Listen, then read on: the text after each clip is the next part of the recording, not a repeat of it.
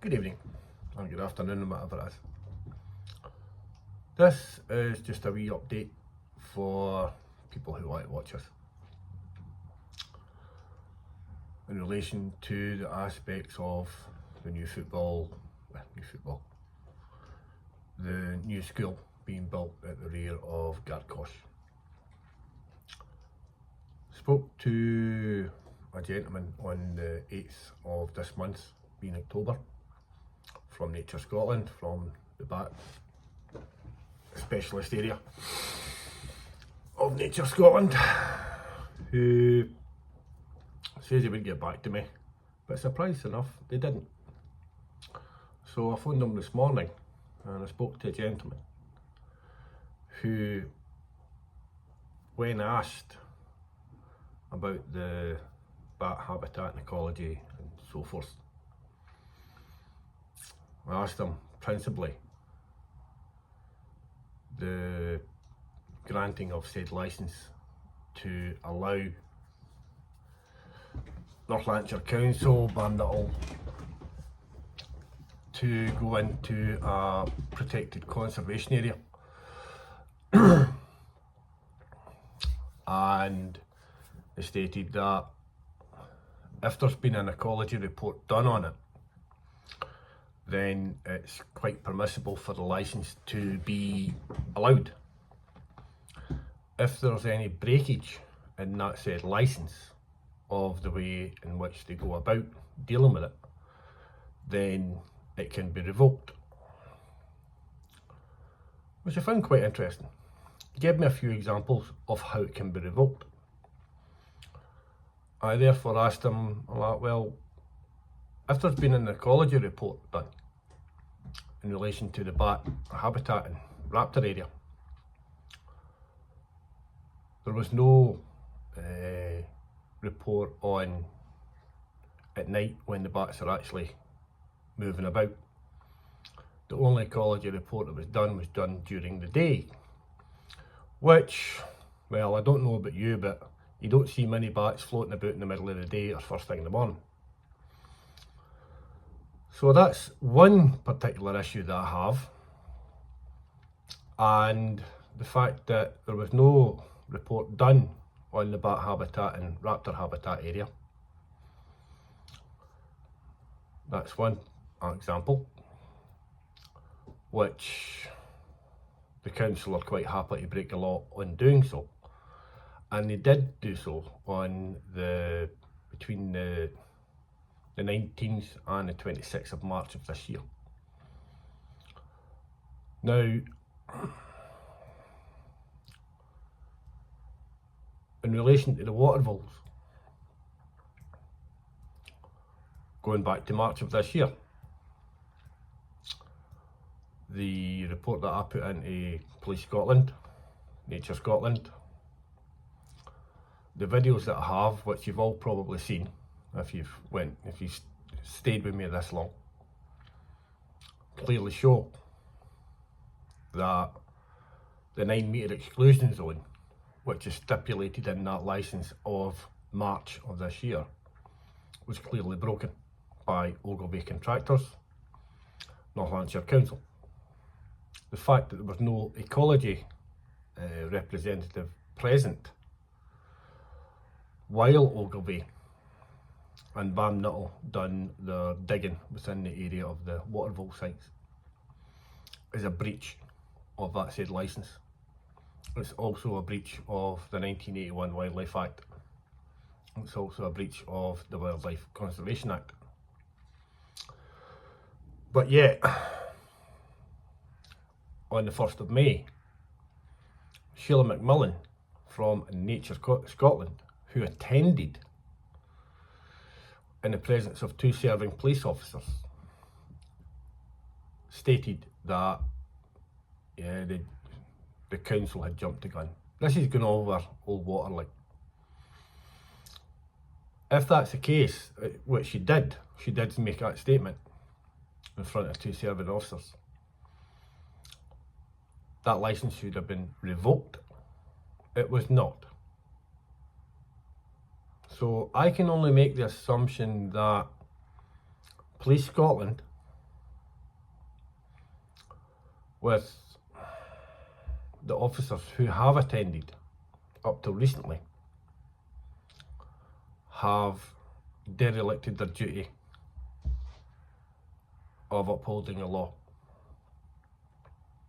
That leaves the police open to any prosecution, whatever you want to call it. It also leaves Nature Scotland open, because the said woman, Sheila Macmillan, allowed the law that stipulates in the licence to be broken. It also puts into question the authority that Nature Scotland gave Balmnuttall to fence the area off, which you've seen, and to basically decimate the breeding habitat area of said water voles, which are protected in Scotland. Not fully protected, partially protected, but their breeding sites are protected fully in law. So I'm at the process at the moment.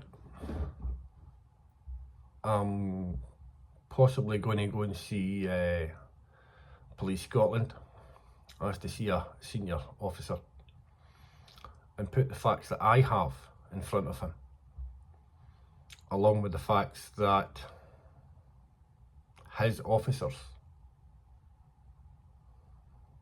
the Chief Constable of Scotland officers, have been allowed to derelict their duty of care, derelict their duty to uphold the law in relation to these wildlife crimes. It also brings into question, as I've stated earlier, from the 19th of March,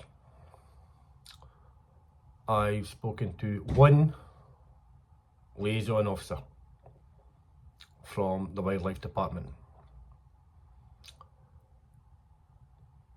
I'm not going to mention his name because there is a potential issue ongoing with police standards, and that's the only contact I've made with a wildlife liaison officer. Since then, I've had no contact with any Police Scotland liaison officers or wildlife officers in relation to all of these crimes that I've reported, along with the fact that 24th of March, officer stated that Police Scotland do not uphold the law. Bullshit. And then again on the 20th of September, a senior sergeant stated that they do not uphold the wildlife laws.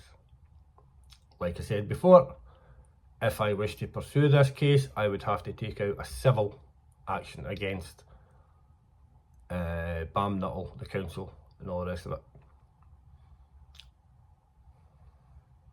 Why do I have to take out a civil action when there's clearly been shown breaks in the law, in the wildlife crime law?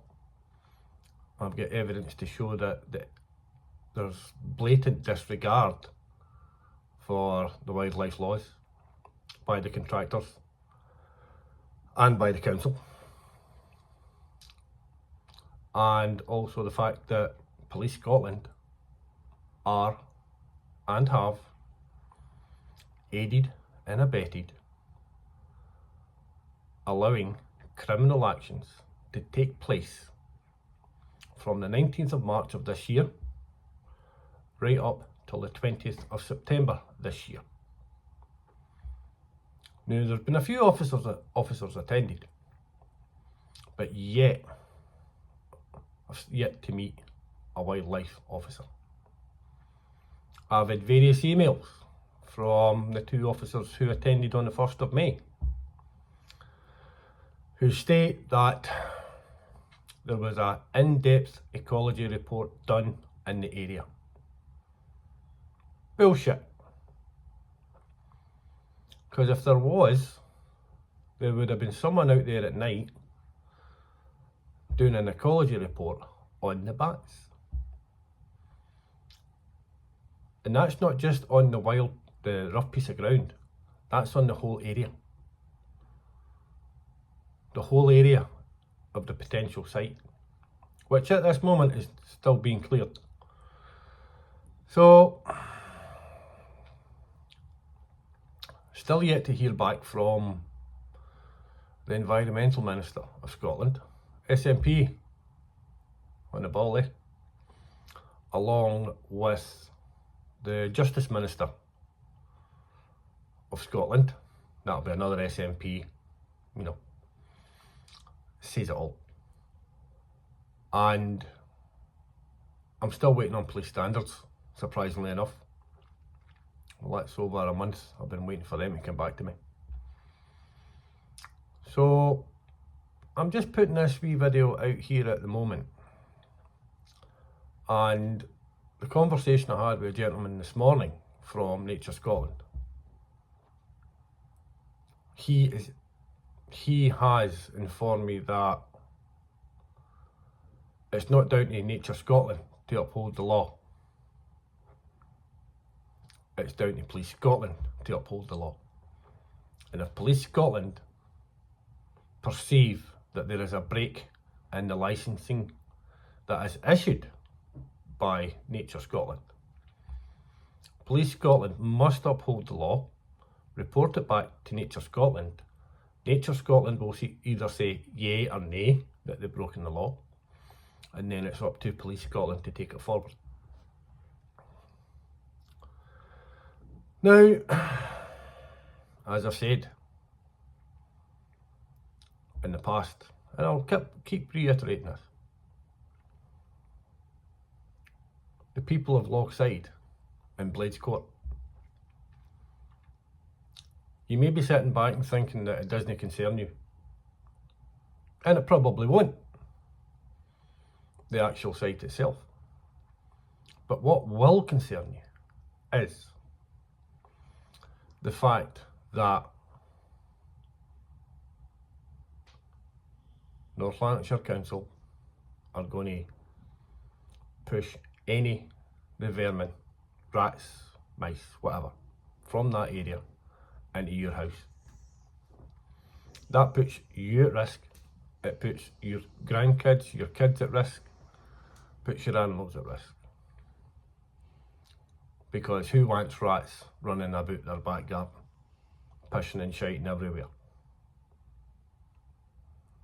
And as soon as you put your hand on it and you don't know it's there, you'll get Weil's disease, I think it is, which shuts down your complete body, your liver, your kidneys, your heart. It just kills you, dead simple. And for all you stupid people out there who think that, it won't affect me, see, when it does, I hope you have the realisation how much disease is brought into an area by rats and mice and pigeons. Pigeons especially. Salmonella, you name it. So, it's up to you. I don't really care, to be honest, if you get Weil's disease or salmonella or whatever. That's entirely up to you. Because the way I'm looking at it, you couldn't give a running about what I'm trying to do. So why should I care about you? And you've got your local councillor, Mr. Lennon, Mr. Greg Lennon, pushing for all this. He doesn't even stay in the area now. He's moved. And you've got a Mrs. McGinty, who thought it would be a great idea to put a school behind here. She doesn't even have kids. Don't know why she's pushed for this. Or maybe it's because she's pally with Mr. Lennon. Who knows? But the videos went on far and long enough. So I'll leave you with that. And I hope that it reaches Greg Lennon and I hope it reaches Cathy McGinty, because she's the very person who shouts and bawls about this one, that one, and all the rest of it. Don't hear shouting now. Always the first one to moan, but the last one to actually do anything. So on that cheery note, I'll leave you to it.